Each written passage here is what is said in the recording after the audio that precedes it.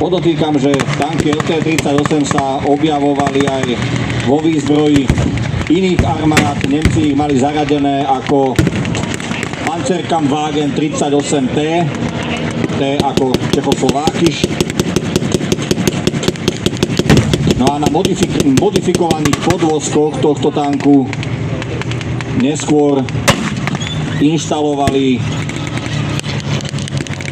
hlavne protitankové kanóny, asi najznámejšie sú stíhače tankov Marder 3 a Hetzer, ktoré bojovali prakticky až do konca vojny.